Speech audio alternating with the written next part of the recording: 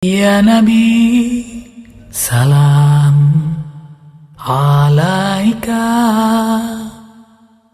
Ya Rasul, salam alaika.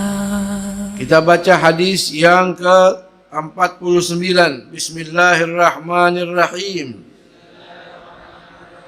An Abi Hurairah radhiyallahu anhu anna Rasulullah sallallahu alaihi wa alihi wasallam qala idza shalla ahadukum lin-nasi falyukhaffif fa inna fihim ad-dha'ifa was-saqima wal-kabira fa idza shalla ahadukum li nafsihi falyutawwil ma syaa muttafaqun alaih. Artinya dari Imam Abu Hurairah radhiyallahu anhu, Rasulullah sallallahu alaihi wasallam bersabda, jika salah seorang di antara kalian mengimami orang-orang, maka hendaknya ia meringankannya, karena di antara mereka ada yang lemah, sakit, dan orang tua. Namun jika dia salat sendirian, maka dia boleh memperpanjang sesuai kehendaknya. Hadis muttafaqun alaih, Bukhari Muslim.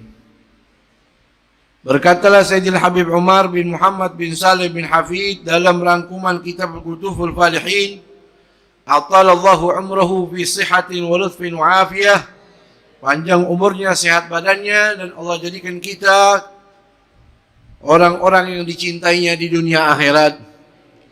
Dalam kitab Kutubul Falihin, hadis yang ke-49 dari Imam Abu Hurairah Abdurrahman bin Sakhrin, semoga Allah meridainya dan kita mendapatkan barokahnya, amin. Beberapa waktu lalu pernah kita bahas tentang biografi Imam Abu Hurairah. Mudah-mudahan Allah memberikan kepada kita berkah beliau. Anna Rasulullah sallallahu alaihi wasallam qala, bahwasanya baginda Nabi kita Muhammad SAW pernah bersabda, idza shalla, jikalau mana kalian salat berjamaah, baik salat wajib zuhur, asar, maghrib, isya, subuh, Jumat, atau salat sunnah yang berjamaah, tarawih, witir, kusuf, gerhana matahari, khusuf, gerhana bulan, istisqa, salat sunnah Idul Fitri, Idul Adha, sebagaimana yang beberapa hari lalu kita kerjakan bersama. Dikatakan di sini, idza shalla ahadukum linnas, jikalau mana kalian salat berjamaah, menjadi imamnya, linnasi, bagi orang banyak. Orang banyak di sini dia bukan istri kita, bukan anak kita, bukan murid kita, bukan jamaah kita, bukan di pesantren kita, bukan di majlis kita, tapi di masjid, di lapangan, di tempat umum. Anda jadi imam. Falyukhaffif, maka dianjurkan kita oleh Rasul untuk yukhaffif, meringankan, mempersingkat waktu, meringkas, tidak berpanjang-panjang ketika menjadi imam. Mengapa? Ada illah, sababnya. Sababnya kata Nabi, fa inna, karena sesungguhnya fihimud dha'ifa, pada makmum kalian itu, pada mereka itu ada orang-orang dhaif, yang lemah, capek, seharian kerja, waktunya sangat padat, nggak punya banyak waktu, atau sedang dinanti, atau sedang ditunggu, ada janji macam-macam, 1000 uzur, ya masuk dalam kategori dhaif, ya, lemah, kecapean. Wasagima, atau makmumnya ada yang lagi sakit, sakit gigi, apalagi sakit mah, bisulan, encok, macam-macam dah. Ada yang sakit, ada yang lemah. Wal kabira, atau orang tua yang tubuhnya sudah rapuh, sudah rentah, yang masih cinta kepada masjid dan musalla, masih pengen menghidupkan sunnahnya Nabi yang mulia salat berjamaah, sampai didorong, dibopong, pakai tongkat, tertatih-tatih susah payah sampai ke masjid, dia sudah tua renta, ada di situ. Fa idza shalla ahadukum li nafsihi, tapi kata Nabi, jikalau Anda salat sendiri, falyutawwil masya, maka diperbolehkan Anda memanjangkan salat semau Anda. Hadis riwayat Imam Bukhari Muslim, muttafaqun alaih. Hadis ini berbicara tentang masalah takhfifus shalah, yaitu meringankan salat ketika salat berjamaah. Bukan berarti baginda Nabi kita Muhammad sallallahu alaihi wasallam orang yang tidak suka kepada salat. Bukan berarti Nabi itu orang yang tidak cinta kepada salat. Nabi itu sholat sampai membengkak kakinya. Betul? Nabi sholat sampai kakinya bengkak. Tapi tidak berjamaah. Maksudnya bukan berarti ketika Nabi sholat jadi imam, ngimamin sampai kakinya bengkak. Bukan. Tapi ibadahnya Nabi di rumahnya ketika sendiri, sholat sampai membengkak kakinya. Nabi orang yang paling cinta kepada sholat. Wa ju'ilat qurratu aini fi shalah, sampai Nabi katakan menjadi bola mata kegembiraanku adanya dalam salat. Sampai kalau sudah datang waktu salat, Rasul saking senangnya berkata kepada Sayyidina Bilal bin Rabah, "Arihna biha ya Bilal." Wahai Bilal, hibur saya, buru-buru azan, ini sudah masuk waktu. Nabi orang yang paling cinta kepada salat. Bahkan dalam hadis yang sahih, Sayyidatuna Aisyah berkata Nabi itu kalau sudah datang waktu sholat, maka Rasul buru-buru bergegas, memerah wajahnya, tidak ada yang berani menegur Rasul untuk sampai kepada sholat. Karena saking serius, saking khusyuknya, saking cintanya Nabi kepada sholat. Lalu maksud tujuan hadis ini apa? Maksud tujuan hadis ini kasih sayang Rasul kepada umatnya. Azizun alaihima anittum harisun alaikum bil mu'minina raufun rahim. Apa yang kita suka, Nabi suka. Apa yang kita merasa derita, Nabi menderita. Azizun alaihima anittum. Apa yang membuat hati kita senang, Nabi senang. Kalau kita sholat berjamaah, imamnya lama, kita capek, Nabi pun tersentuh hatinya. Makanya Rasul memerintahkan bagi para imam yang sholat di masjid, di musola, baik dia menjadi imam qasdan. Imam ada dua. Yang pertama qasdan, dia tujuannya memang betul-betul mau jadi imam. Dia imam rawatib di masjid itu. Dia imam rawatib di musola itu. Maka ketika dengar suara qomat, dia langsung maju imamin. Itu namanya qasdan. Atau dia disuruh sama orang karena dia alim, karena dia orang soleh, atau dia orang tua, dipersilakan, silakan Anda tekadam, maju jadi imam. Atau dia termasuk ahlu baitnya Rasul, qaddimu Quraisyan, dahulukan Bani Quraisy, maka dia dijadikan imam. Nusibalahu, ini termasuk qasdan. Ada yang tidak qasdan, ghairu qasdin, saya jadi makmum masbuk. Imamnya Habib Bagir, saya datang telat, biasa datangnya telat mulu. Masbuk, Habib Bagir sudah at-tahiyat, ya, ketinggalan rakaat akhir.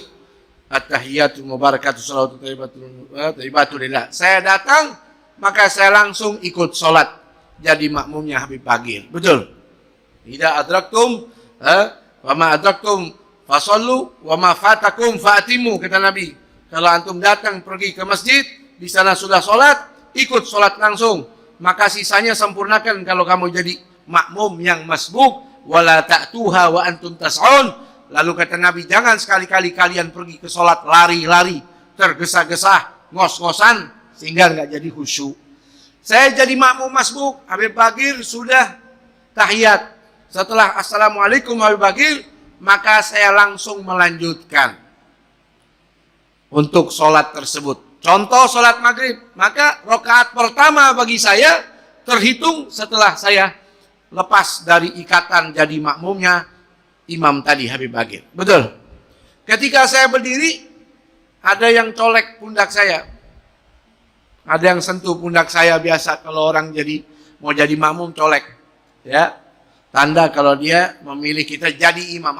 Itu ghairu qasdin. Sebetulnya Anda bukan imam, tapi karena ada orang jadikan Anda imam, maka soro imaman, sirta imaman, kamu jadi imam. Baik Anda jadi imam itu qasdan atau ghairu qasdin, falyukhaffif. Maka anjurannya tetap Anda harus meringankan sholat. Jangan dipanjang-panjangin. Kecuali kata ulama, wa mimma yusannu lil imamil mahsurina radina bitatwil. Kata ulama termasuk daripada sunnah bagi seorang imam memanjangkan sholatnya ketika makmumnya ada dua sifat. Yang pertama mahsurin. Makmumnya itu bisa terdeteksi. Makmumnya itu istrinya. Makmumnya itu anaknya. Makmumnya itu santrinya. Yang tahu kalau imam ini panjang. Yang mana imam ini bertujuan mendidik murid-muridnya, anak-anaknya supaya cinta kepada sholat. Itu masuk kategori mahsurin yang pertama. Maka boleh dan sangat dianjurkan dia memanjangkan sholatnya. Atau yang kedua radin. Dia tahu makmumnya ini bakal ridho.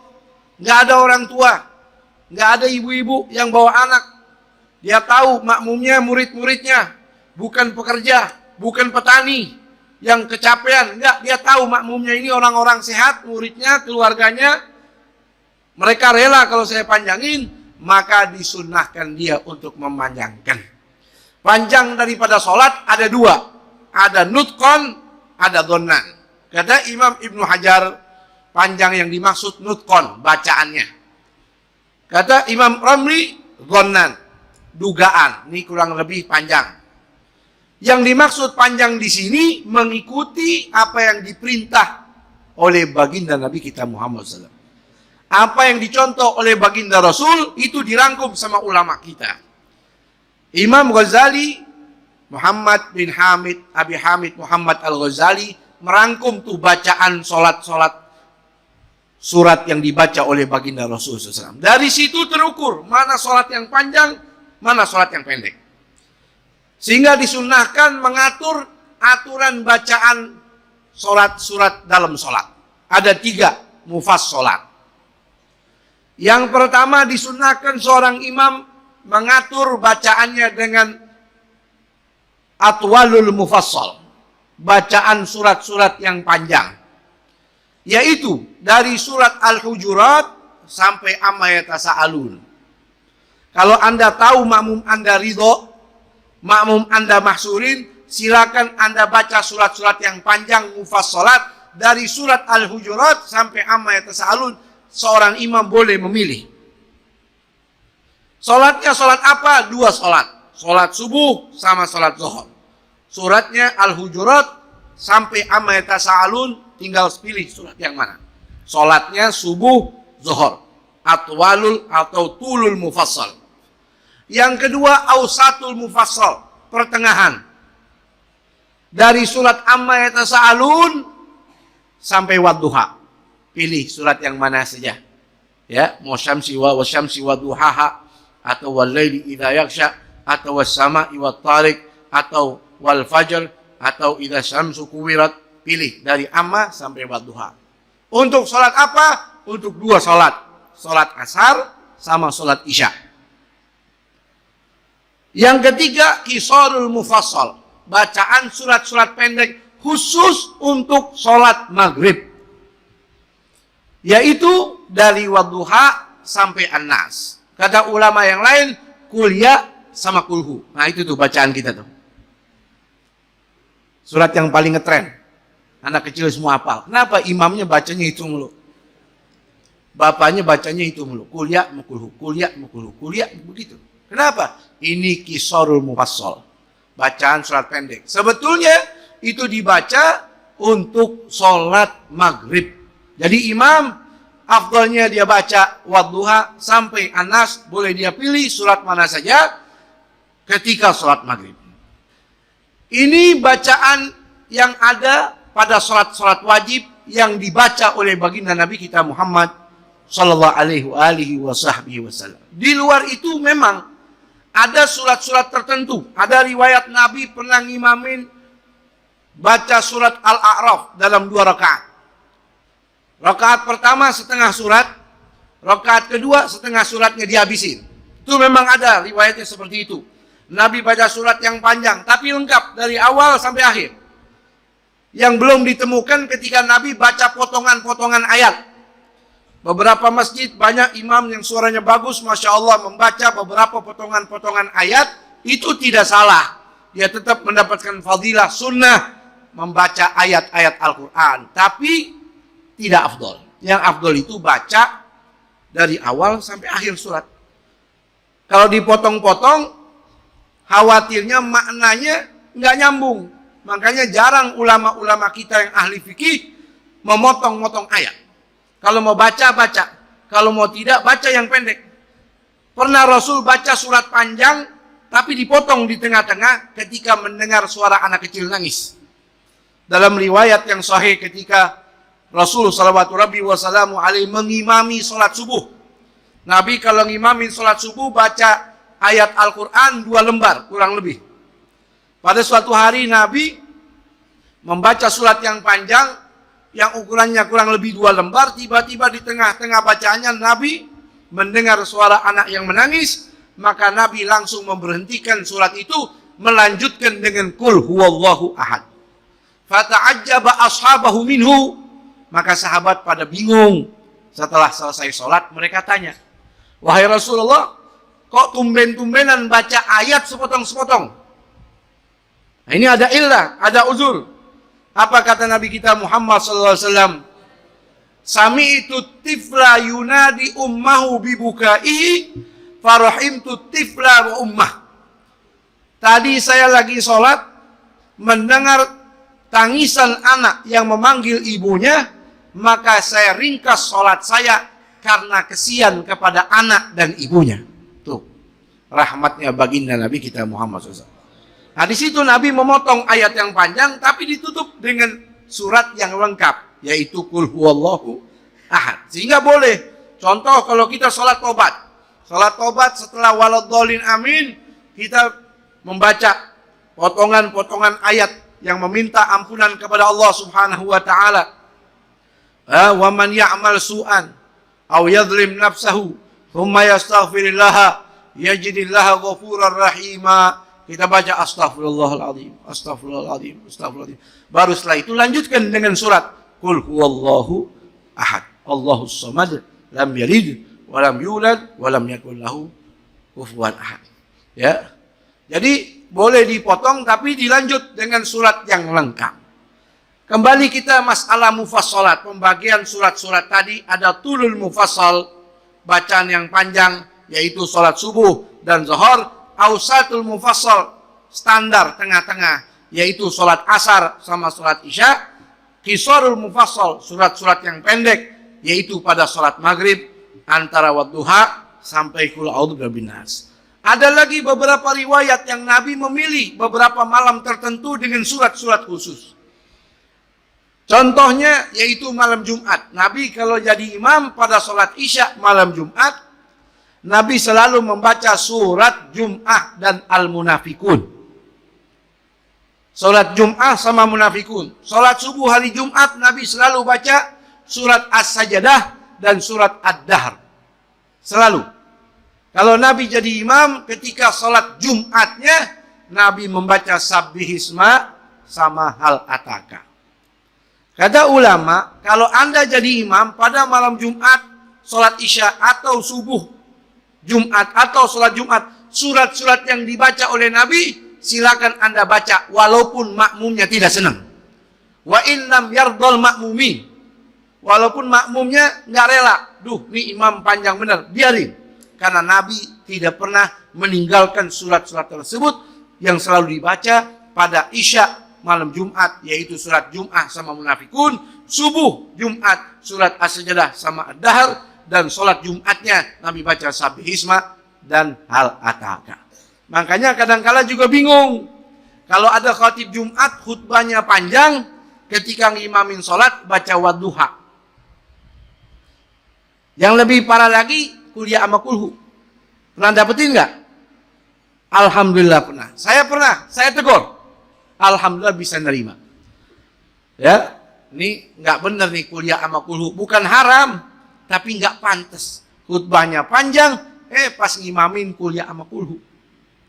Ya, Ramadan kemarin di masjid saya ada imam sholat asar. Kalau Anda jadi makmum dia, insya Allah setengah jam belum selesai. Saking panjangnya. Akhirnya saya panggil marbot. Sini, minta kertas sama pulpen. Saya tulis, idza shalla ahadukum falyukhaffif. Saya tulis hadis ini nih. Fa inna fihi mudha'ifa wa saqim wal marida wa idza shalla wahdahu falyusalli ma syaa. Saya tulis hadisnya. Saya pengen tahu nih Ustadz ngerti hadis apa enggak. Ente kasih, jangan bilang siapa yang tulis. Kasih saja. Setelah dikasih, alhamdulillah saya sholat berjamaah kembali di masjid bersama imam itu.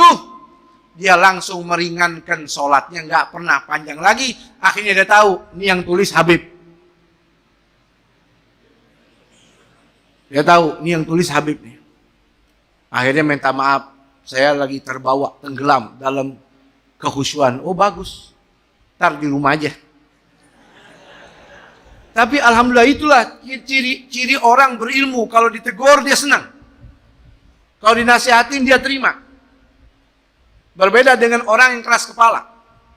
Waktu jam 12 tepat, jamnya dia jam 10 ditegur. Ini sekarang jam 12, jam ente salah. Oh enggak nih, memang benar yang ini. Hanya orang teka. Kalau orang berilmu dia, oh iya saya nggak boleh ngimamin panjang-panjang karena ada orang tua, ada orang sakit, macam-macam. Kasih untuk orang 1000 uzur. Nah itu yang dibaca oleh Rasul, diatur Imam Ghazali dalam Ihya Ulumuddin seperti itu. Karena baginda Nabi kita Muhammad SAW orang yang paling bijak. Kalau kita pengen tahu orang yang paling bijak itu siapa? Sayyidina Muhammad SAW. Dalam Sahih Muslim disebutkan suatu riwayat wa Ibnu Khuzaimah. Karena Nabi sallallahu alaihi wasallam akhafun nasi salatan bitamam. Nabi itu orang yang paling ringkas salatnya dan paling sempurna.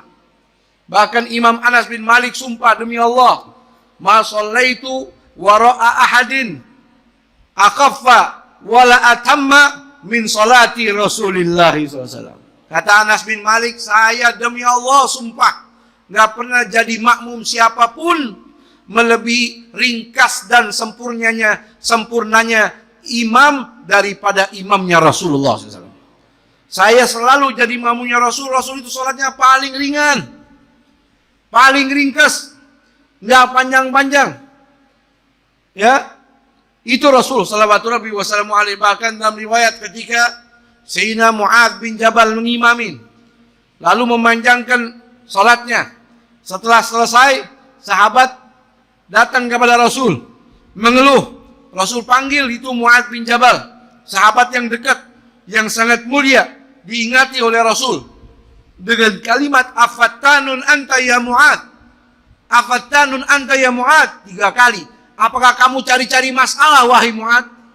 Bikin keributan, akhirnya jadi fitnah, jadi ribut. Anda panjang-panjangan sholat, nggak boleh. Silakan kamu baca Sabbihisma, silakan kamu baca wasyamsi waduhaha, silakan kamu baca walaili idza yaghsha. Jangan yang panjang-panjang. Ditegur oleh baginda Nabi kita Muhammad sallallahu alaihi wasallam. Dahulu dalam riwayat saudara, ada orang Madinah, dia petani, dari pagi siang sore di kebun, macul sampai azan maghrib dia sholat. Mau pulang nanggung, dia tunggu sampai sholat isya. Tiba-tiba ada seorang imam di masjidnya nih, ngimamin rakaat pertama baca 2 surat. Surat Al-Baqarah sama Al-Imran. Mantep nggak? Mantep nggak? Nggak lebaran ente kalau begitu. Kalau ente jadi makmumnya ini imam, Masya Allah, puasa aja di jangan lebaran. Ini imam Imamin rakaat pertama surat Al-Baqarah sama Al-Imran. Ini makmum masih sabar nih.